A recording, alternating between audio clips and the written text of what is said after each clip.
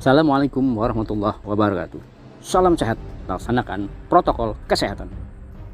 Pelan namun pasti, para wakil rakyat di DPRD Kalimantan Timur mulai mengungkap misteri proyek pembangunan smelter di Desa Pendingin, Kecamatan Sangai-Sangai, Kutai Kartanegara.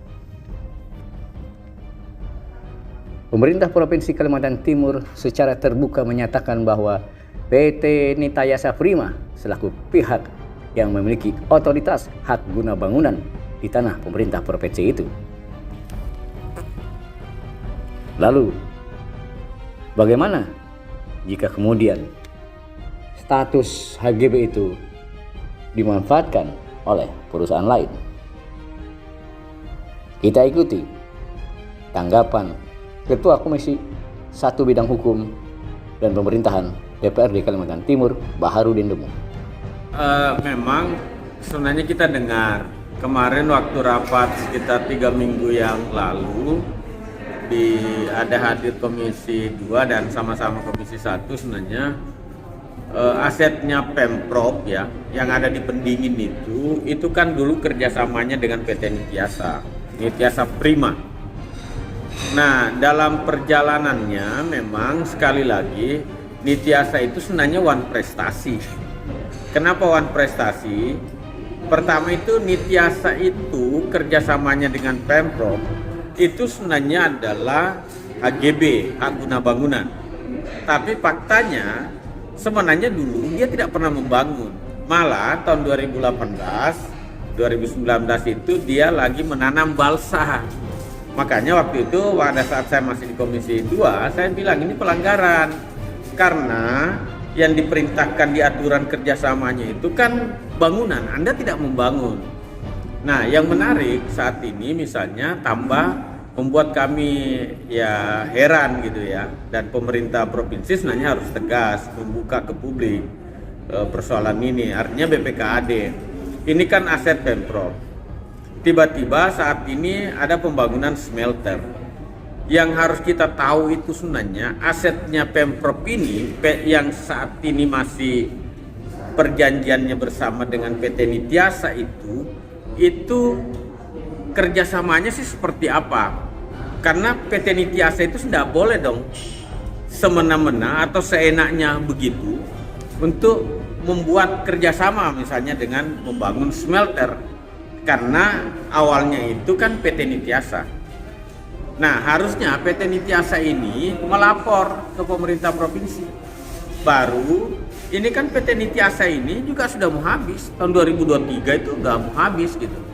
Nah, maksud saya ini, jangan sampai PT Nitayasa ini melakukan bisnis to bisnis dengan perusahaan yang sebenarnya menggunakan aset pemerintah provinsi.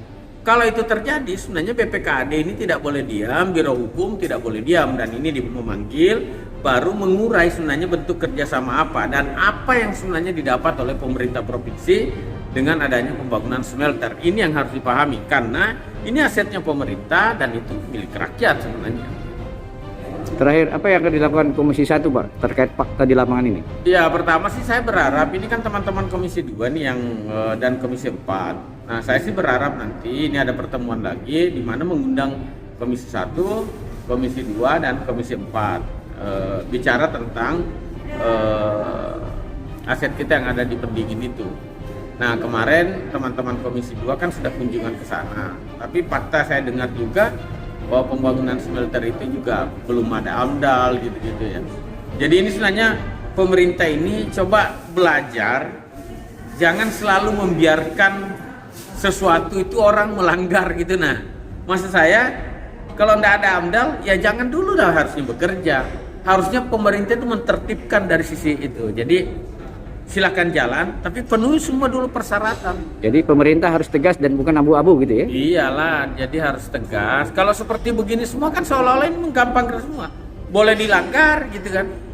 Boleh seenaknya kita melakukan pelanggaran gitu. Nah, sekali lagi saya ingin tegaskan bahwa ini aset harus ditelusuri dengan baik sebenarnya seperti apa statusnya hari ini. Berharap nanti teman-teman Komisi 2 karena ini terlanjur difasilitasi oleh Komisi 2 Berharap nanti pada saat ada rapat kembali DPR, Komisi 1 juga diundang. Komisi 2 DPR Kalimantan Timur menemukan fakta baru di lapangan. Ternyata HGB yang dimiliki PT Nitayasa Prima sedang dalam proses pekerjaan oleh perusahaan lain yang kini sedang membangun proyek smelter.